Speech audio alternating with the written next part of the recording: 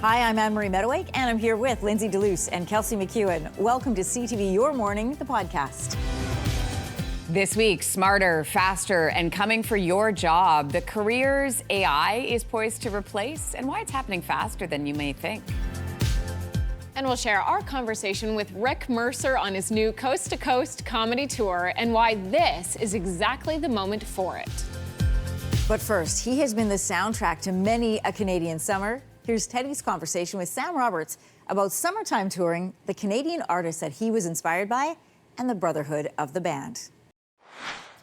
Okay, how happy does Teddy look in this picture? The reason he's smiling so big is because he's with Josh Traeger, the longtime drummer of Sam Roberts' band. The band just kicked off their summer tour at Jackson Triggs Niagara Estate, and Teddy was in full fan mode with Sam and Josh at the scenic venue. You gotta watch this.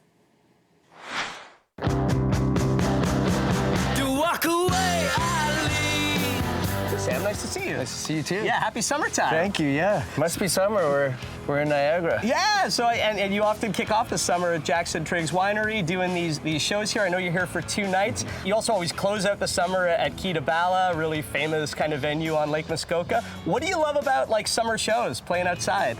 Well, I mean, just look around. This is it's a spectacular place, and you know, when you say we play here often, I mean we play here every single year. Yeah. So it's and same thing with the Key at the end of the year. So those are kind of the bookends for us, and they sort of herald our favorite time of year, which is the short but beautiful burst of energy that is summer in Canada. Do you still get a rush out of getting up on stage? How does it feel now when you get up on stage? Is it still a rush for you? Yeah, every night, you know? I mean, there's not a night where you don't feel that sort of quickening of the pulse a little bit. Yeah. And maybe not the nerves, but it's a different kind of energy now. Yeah.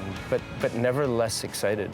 Montreal to Hong Kong, where have all the good people gone? The guys in the band have been with you, some of them since the very beginning, but everybody since the early years. So, like, what does the band in Sam Roberts' band mean to you? Like, what do these guys mean to you in particular, playing with them?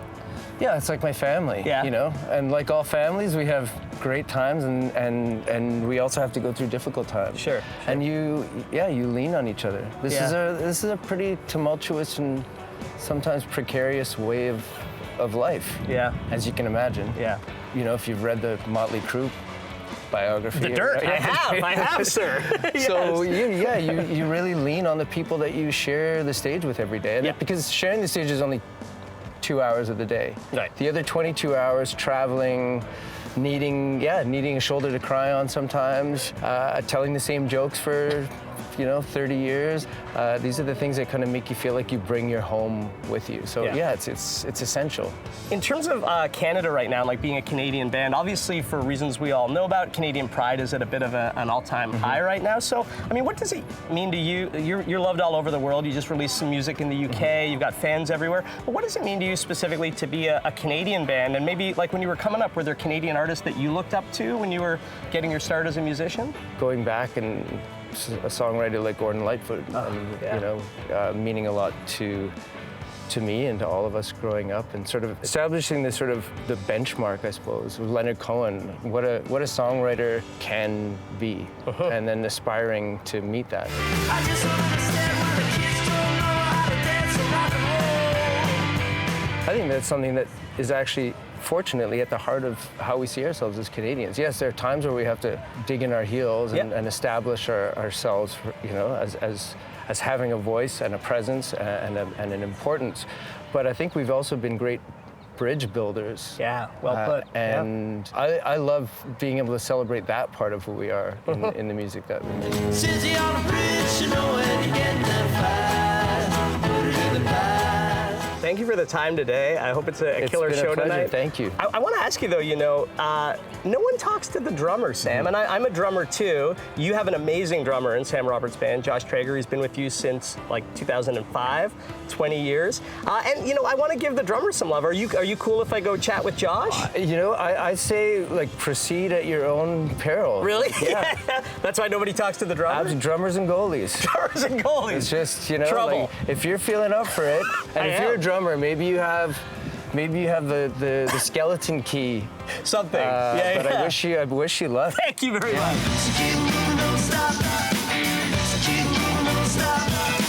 meet you, Josh. Yeah, you too, Teddy. I'm such a fan of yours. I'm a drummer as well, and so I want to dig into the drums a little bit. Yeah, but first off, congratulations! It's your 20th anniversary with Sam Roberts Band. I'm still the young brother. I'm still the new guy after 20 years. At this 20-year mark, what do you love about playing with these guys in particular? Like a lot of people, when they play the same songs over and over, they get sick of it, and it's like, oh, can't we do something new, something different? Yeah. But for me, for me, it's like a chance to play them better every single time. And when people ask me what are my favorite songs, it's still the ones that I wasn't even a part of. That's from fascinating. back then. Yeah. Just because the fanboy in me is still, he's still there. You're also a fanboy for the instrument, like for the drums. You've contributed to Drumeo, you do drum clinics, you post on your Instagram different stuff a lot. Why do you feel passionately about the instrument and about kind of spreading the gospel of drums? I mean, when I discovered drumming and started studying as a kid, every time I would discover new, interesting music, my jaw would be on the floor. You're also a fascinating guy and a fascinating drummer because, you started touring professionally when you were 19 or 20, back with Mahogany Rush. What was it like to go on the road when you were 20 with, a seasoned classic Canadian rock band? All that discipline that you must have needed? I could not have done that at 20. I went to Berklee College of Music, so I did 1 year there, and I learned more in the first week of touring than I did in that entire year. That's so cool. No offense to Berklee and the faculty and the students. They have a great program. Yeah. Go to school. Would you make a dream come true for me and give me a bit of a tour of your kit? Absolutely. Can we pop behind? Yeah. Is that okay? Would you give me a little bit, maybe a bit of the beginning of Don't Walk Away, Eileen? I brought sticks. Do you want mine? Walk away.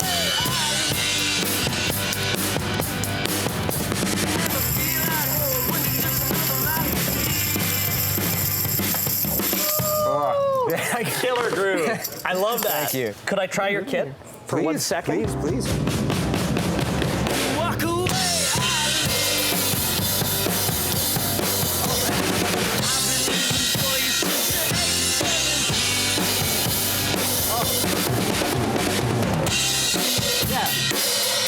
I mean, if I'm grading you, it's definitely an A+. Thank you. I think I might sit that one out tonight and have a glass of Merlot. Josh, let you go for it. Thank you for the lesson. I'm no Josh Traeger, but it was really cool to talk to you.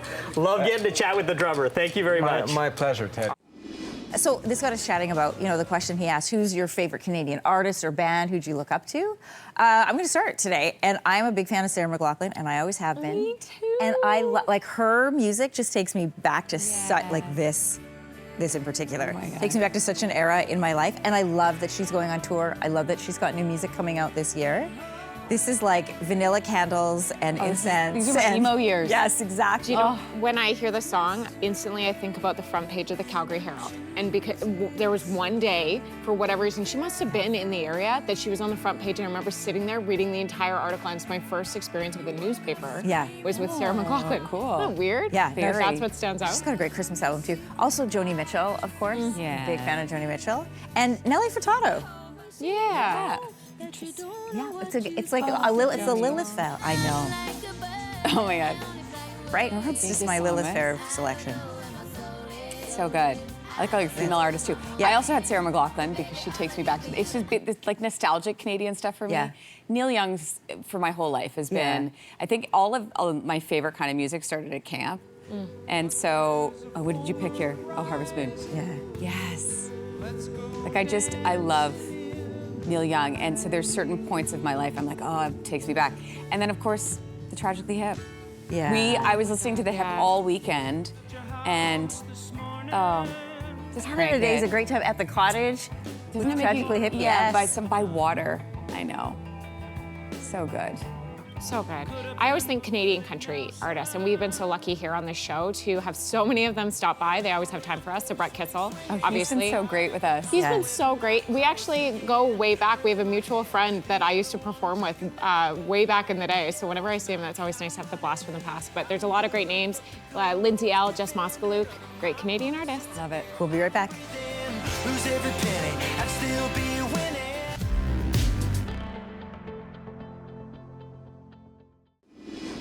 So forget Facebook and Instagram and X. What about Gander? Gander Social is a new Made in Canada social media platform, and it's gearing up for launch this fall. So what sets it apart? Founder Ben Waldman lets us know. And Gander puts an emphasis, we know, on healthy online discussions and what you've called national digital sovereignty. How does it do that in practice? What is national data sovereignty? So currently the way that all of our infrastructure works, so the cloud services that you use every day, the things that we use in business, they all run on US tech, which is subject to the US Cloud Act, the Patriot Act, and it exists in the US. And so we're working with a company called ThinkOn in Canada who provides sovereign data infrastructure, so cloud infrastructure. So our platform is hosted in Canada. Your data stays here. A lot of people don't understand sort of the background policy and decisions that come into social media platforms, but you do. So how does this platform function compared with something like Instagram or X, which is run by American laws and policies? Yeah, so we're basing our moderation off of the Canadian Charter of Rights and Freedoms. And so, while we have free speech in Canada, it's not speech without consequences. And therefore, hate speech is obviously something that we try to keep in check. And then what we're doing is we're actually verifying everyone on the platform. So we want to give access to everyone to come into Gander. However, we do want to make sure that they're human. What does that mean? Make sure that they're human. Well, so there's a lot of bots and AI that it's about roughly 20% of social media traffic is actually non-human. And there's bad actors that aim to sow division. It can be a threat not only to our democracy, but as you've probably seen, there's a lot of division, a lot of arguing, a lot of hate that goes on, especially during like election periods and that kind of thing. And so we're hoping to mitigate that by actually ensuring people are actually people on the platform. You're supporting English, French, and Indigenous languages right out of the gate. What are your hopes behind doing this? Well, so for one, Canada is a multicultural country, and the topic of data sovereignty and digital sovereignty is a fairly new one, I think, for Canadians generally, really just since the U.S. election. However, Indigenous populations, First Nations, have been talking about data sovereignty for a long time. I've been working with organizations for what must be about 10 years now. And that was the first time I had even heard of data sovereignty. And so we think that this is an opportunity to ensure that there's a representation across Canada in the app itself, but also to not just ensure our own, as a country, data sovereignty, but First Nations data sovereignty at the same time. So if people want to use it, then we would love to have a broader spectrum of people on there. If you're prioritizing healthy discussions, or what you describe as healthy discussion, over viral content, how are you going to stay competitive against other platforms? Well, so this is still Canada. We are, 30 million users of social media as compared to the mass that is the US. And what we're really aiming for is to make sure that we're ensuring healthy discussions in Canada. And I think there's a lot of people, we're hearing more and more that people are tired of being manipulated by algorithms, by the trolling and by all of these things. And so are we going to unseat Facebook? My hope is that we make better choices in Canada over anything else. Last question, because I'm so curious. Tell everybody where the name Gander came from. Really, I started working with an organization. We were doing rallies across Canada around the time that Trump was elected, and I had designed a goose as the logo for them as a favor. And I saw the logo on the screen. I was thinking about what I would call this social media platform. The phrase ""What's good for the goose is good for the gander" came out, and I had literally just seen Come From Away, and so it just seemed very fitting. As a name. You've got the geese in there, you've got gander in there. Very, very Canadian. Hey, great to meet you this morning, Ben. Thanks so much. He's a Canadian comedy legend, and he's hitting the road this fall. Rick Mercer is back with a coast-to-coast tour featuring rising Canadian comics and classic Mercer edge. We had a chance to chat with him about what we can expect from the 21-date tour. Listen, whether it's politics or pop culture or just living life as a Canadian, you have a way of cutting through all of it and getting people laughing about things that sometimes they're very frustrated about. What is it about this moment in time for Canada that has inspired this tour? There's no doubt about it that there's a renewed sense of patriotism in Canada. Sure. There's a renewed sense of buy Canadian. Canadians are looking at celebrating Canada. But in fact, what's going on in the world, what's going on south of the border, has actually had no impact on my act. Like, I've always celebrated the country. That's always been my lane. Yeah. Everything I've done in television, the books I've written, and so that hasn't changed. Yeah. But I'm glad that more and more people are getting up to speed on that. Well, it's almost like you're part of the elbows up. Well, it's just, it's fascinating to watch. You know, you see people in the middle of Shoppers Drug Mart Googling, is there a toothpaste made in Canada? That's right. I did the same thing, you know, so yeah.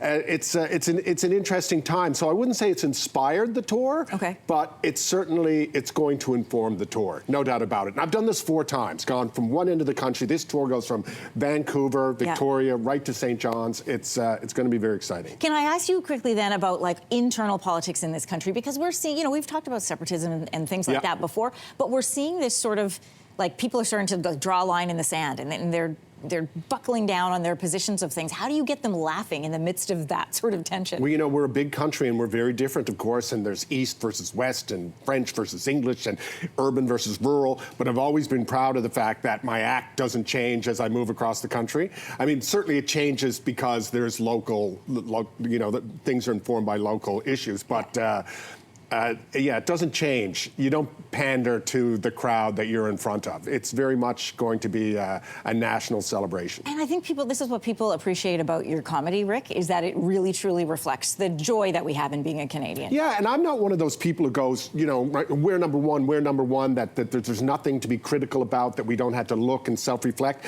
It's just, that's not my act. That's not my lane. Yeah. Someone else can do that. And in comedy, the instinct is to tear down. Yeah. And when I started doing the Mercer Report, we went the other way. We were saying, if we're going to Fort Mac, it's because we're celebrating Fort Mac. I love that. And we're just not going to be part of the tear down brigade. And that's what this tour is about. And it's stand-up comedy. And so many people who I think are my fans aren't familiar. They don't go to stand-up clubs. Yeah. So it's a great big stand-up comedy show with incredible comics. It's not just me. Okay, let's talk about this. So you are hitting cities from Kelowna to Charlottetown. You know, this is a time I think that people need to laugh. Tell me about what they're going to get when these, not only yourself, but you've got new comics as well coming through. Yeah, and we've got, you know, Sophie Buttle is one of my favorite comics of all time. Nice. And I've Why? toured across the country with her. She's a superstar in the world of stand-up comedy right now. Julie Kim, Mace Galone. I mean, these are the best comics that are out there right now working, and they're working all the time. And so they're going to have their A game on. It's just going to be incredible. I did a documentary one time on stand-up comedians and just how hard it is. It is hard to put yourself out there in front of a different kind of audience every night. Yeah, and these are big rooms. Yeah. And it's tricky. It's tricky. And comedians are like, I've never really considered myself a stand-up. I do it, but being around stand-ups is fascinating how hard they work. Yeah. They will come off stage after playing Roy Thompson Hall, and then they'll say, I'm just going to go uptown and try out 20 minutes of new material at a club where there's 20 people. So many of them do that. They're just working, they call it working out, like going to the gym, and they do it non-stop. Yeah, and you're kind of a glutton for punishment, because if it doesn't go well, you're taking all the hits. Well, yeah, it's an interesting world to stand out there all alone in front of a couple of thousand people. But it's exciting, and I'm really excited about getting out there on the road. I think this is like you say, like, people need to laugh. Yeah. It's important. People need to celebrate the country. Yeah. And I'm happy to be part of that.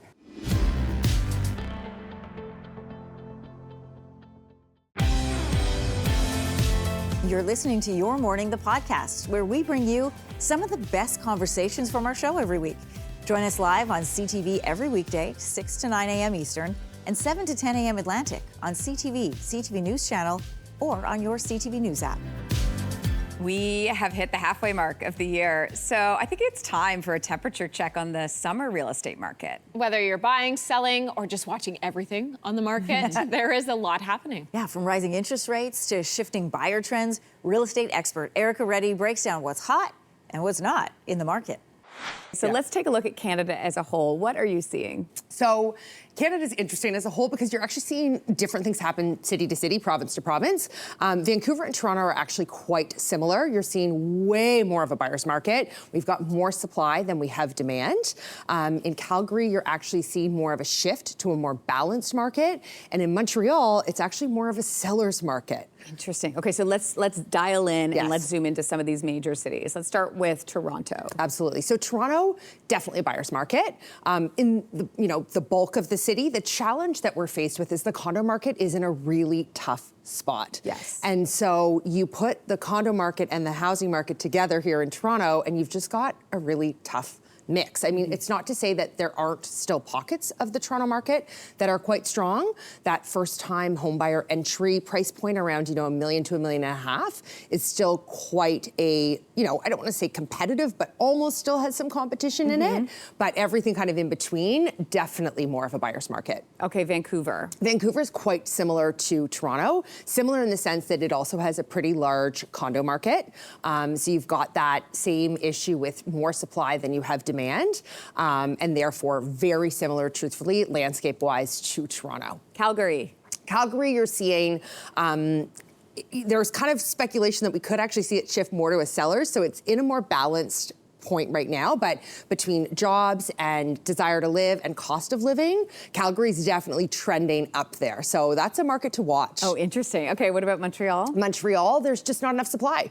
So it's the opposite of Toronto and Vancouver in the sense that there's good supply and there's definitely buyer demand there. So it's more of a seller's market. So that one's a competitive one at the moment. Okay, so you mentioned bidding wars a little bit. So with that sort of $1 million price point, you're seeing a little bit of action, a little bit more action, and more people coming to the table. What about if we spread that out across the country? Are we seeing bidding wars right now, or is it pretty quiet? I would say bidding wars are definitely, they're still being, applied and tested, but I'd say some of them are succeeding, some of them are not. But I'd say for the most part, you're seeing most sellers just go with a list price and a marketing period and not necessarily the bidding war. Condos, you mentioned that as well. Obviously, it's a big talker here in Toronto about what that looks like. It's pretty tough for somebody looking to sell their condo, right? It is, yeah. I mean, we've just got, months of inventory is a really important benchmark, and we've got a really large number of months of inventory, meaning that if, nothing listed tomorrow, how long would it take to sell through the present inventory? Yeah. And in some areas, that's 7 months, 8 months, 9 months.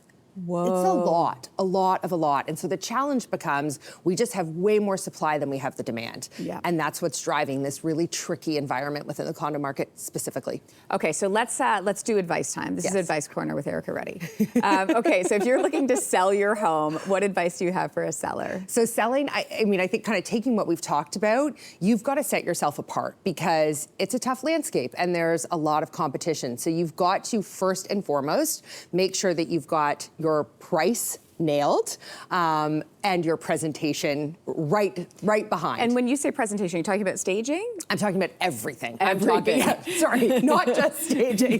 We're talking Everything. staging. We're talking photos. We're talking virtual tours. We're talking how you present ads. I mean, you've got to get creative and you've got to really make sure that you have thought of everything. Yes. Okay, when you say realistic pricing. Yes. Because a lot of people in their heads, they're still, back in 2023 or whatever year you want to. Yeah. So it's that conversation between the agent and the person selling their place. You've got to be realistic. You do, and I think the challenge is, it can be, you can want to hear what you want to hear. And it's really, really important that you understand what it's truly worth and you dive into the stats so specific to your area to know that information. Okay, quickly, let's do buying. If you're buying a place, what do you need to know? So absolutely get pre-approved. That's a no-brainer. I don't want to say that, but that really is a no-brainer as far as I'm concerned. You need to know what you can afford. Take your time.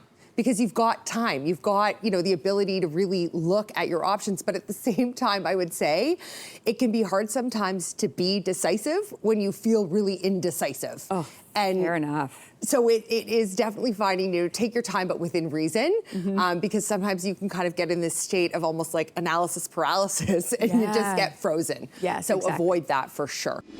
The future of the ocean is looking dark. Satellite data shows that more than a fifth of the world's oceans darkened between 2003 and 2022.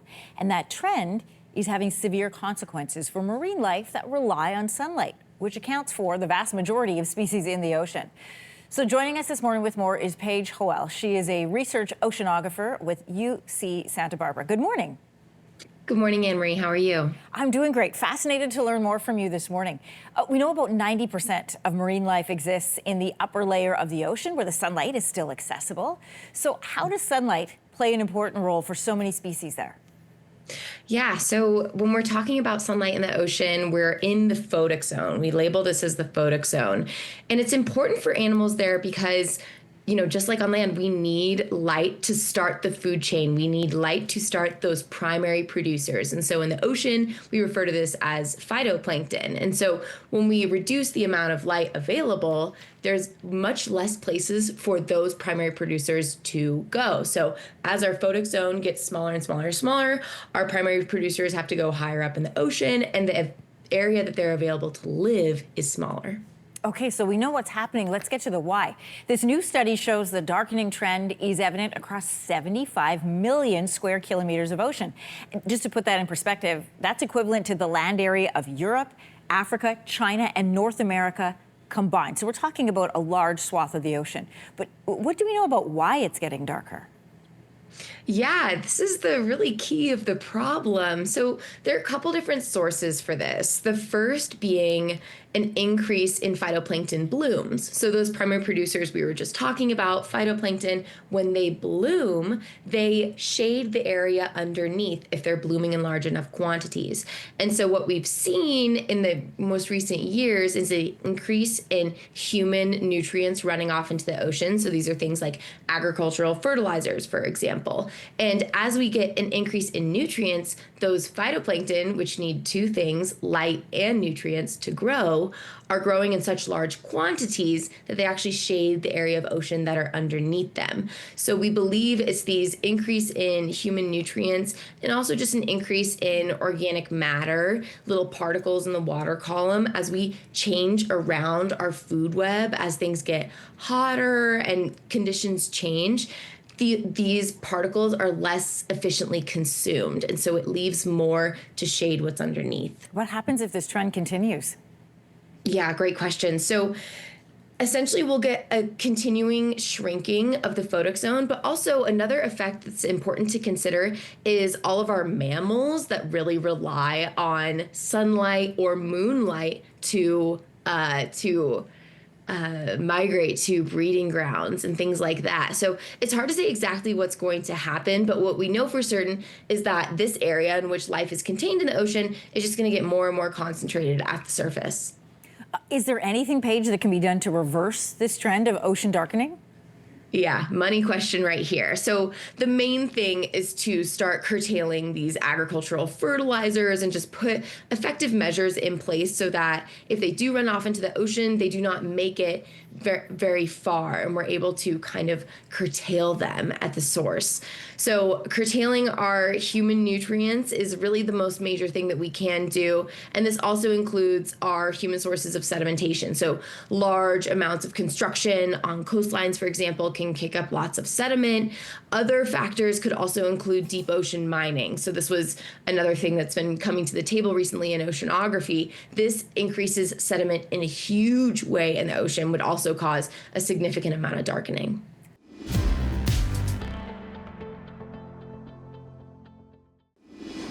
Okay, the godfather of AI is sounding the alarm. Jeffrey Hinton says the tech that he helped to create could wipe out jobs across all industries. Tech analyst Carmi Levy explains what's next and what's at risk.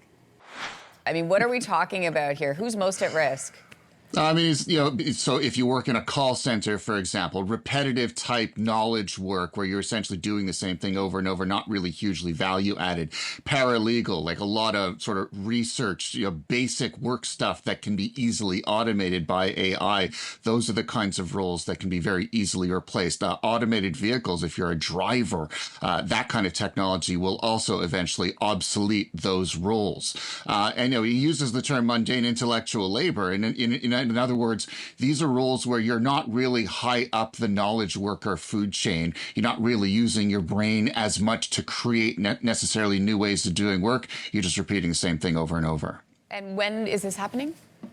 It's already happening now. I mean, we're seeing a lot of companies, they're already specifically announced, like Amazon, for example, says that it's dialing back. It's hiring, removing, or will be removing some roles from its career paths as it gradually brings in more AI. And so this is already underway, and it's accelerating as the technology gets better and as companies get more comfortable with it. And then when we think about, like in March, Microsoft, another example, laid off 6,000 workers as it continues to ramp up investment in AI. Most of those positions, I understand, were engineers.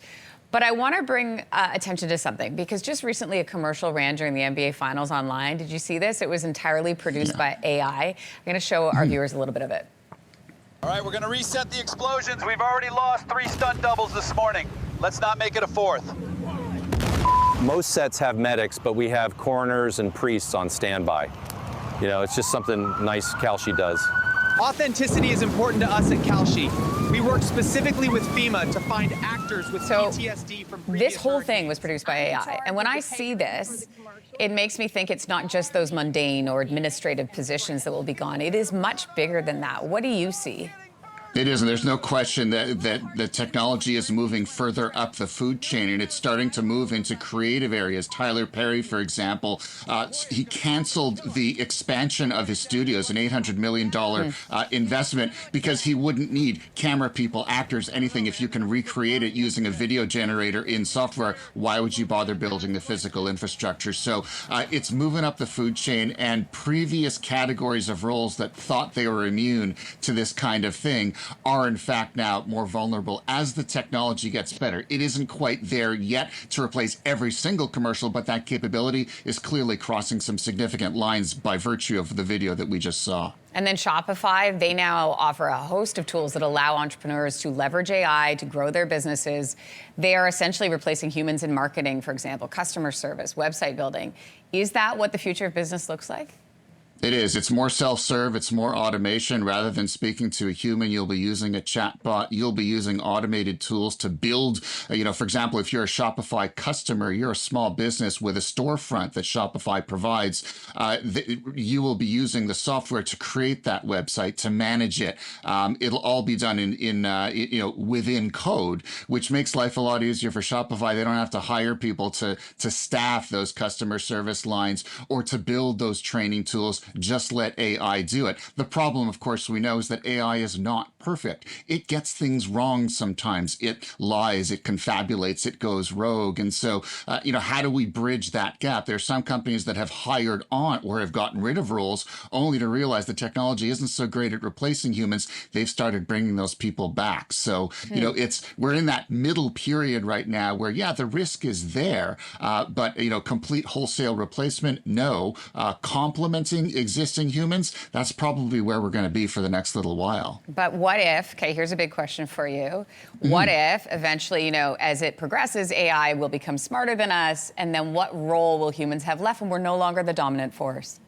That's certainly the key risk, and I think that's what Dr. Hinton is really getting at, is that at some point AI is going to get better at a lot of the roles that we have today. But if you look at what technology has always been, it's always been disruptive. If you look at the office of today versus the office of even 10, 15, 20 years ago, you wouldn't recognize it. And in fact, many of the skills that were de rigueur back then certainly aren't applicable today. So AI is just going to continue what technology has always been doing, and it's going to create new roles. And I think the debate is, will it create more roles than it destroys? Dr. Hinton doesn't think so. Other experts do. So, for example, you're going to need people to run those AI systems, to design them, prompt engineers, AI ethicists, AI trainers, roles that didn't exist before AI, but that do exist now. So managing your career isn't necessarily going to mean holding on to the same job for 40 years. It's going to mean jumping from one career path to another as AI continues to rewrite the script.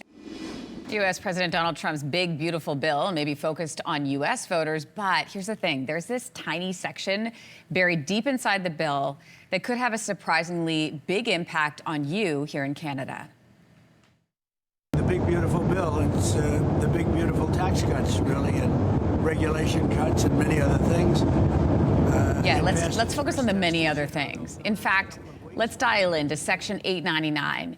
Section 899 would make changes to the withholding tax on U.S. stock dividends. This is a tax many Canadians already pay if you hold investments in the state. So if this is passed, the bill could increase those taxes by 20 to 50%. That could have a big impact on your investment portfolios and your retirement plans. Here to tell us what all of this means for Canadian investors and how you can prepare is personal finance columnist for the Globe and Mail, Rob Carrick, in Ottawa this morning. Good morning to you. Good morning. Okay, Rob, let's start with the basics. What is the withholding tax and what is Section 899 trying to change? Well, what it would do is it would take away some of the dividends you get when you invest in U.S. stocks and exchange-traded funds and mutual funds that invest in U.S. stocks. So a U.S. stock pays a dividend, and under this bill, anywhere from 20% to half of it could be snatched away by the U.S. government as a tax, and you lose that money. So you're getting dividends, and a lot of people invest for dividends. They come in every quarter. It's a nice source of cash, especially for retirees. Under this bill, you could lose a substantial chunk of that, and I think that's got people alarmed. It's like, I may have to reconsider my U.S. investments because of that. I bet. Yeah, so when somebody's watching right now and they're sitting having their breakfast at home, they're like, wait, is this for me, the everyday investor, or is this for big companies, big investors? Who's this? Who does this? Who are we talking about? Well, you know, if you have any personal investments, and it could be American stocks, or it could be American mutual funds or American exchange traded funds, this could affect you. Now, is this a game changer where you have to go out right this morning and make big changes in your investment portfolio? I would say please do not do that. First of all, this legislation is being tinkered with. It's not a done deal. It's going to go through this way. There could be changes. We know that Canada and the U.S. are negotiating constantly on trade, and I think all the factors in this bill might just be in play. Second of all, U.S. stocks aren't, for Canadian investors, the biggest piece of their portfolio. And so I think we may just want to wait and see how this plays out. But it is something to consider. If you are an investor who has a ton of U.S. stocks, and there are Canadians who are like that, and you are just grabbing up those dividends every month and using them to pay your living expenses, then you may want to recalibrate your holdings once we find out how this all plays out and the bill gets passed. Some experts believe this move is retaliation for Canada's digital services tax on U.S. big tech. Is there truth to that?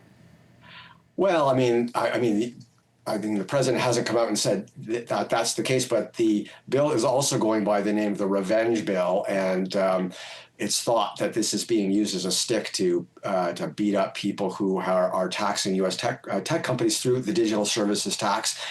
Now, it's interesting that our finance minister said that we're not at this point looking at getting rid of the digital services tax. So that suggests that investors here need to keep their eye on this Section 899 to see how it plays out and how it might affect their U.S. holdings.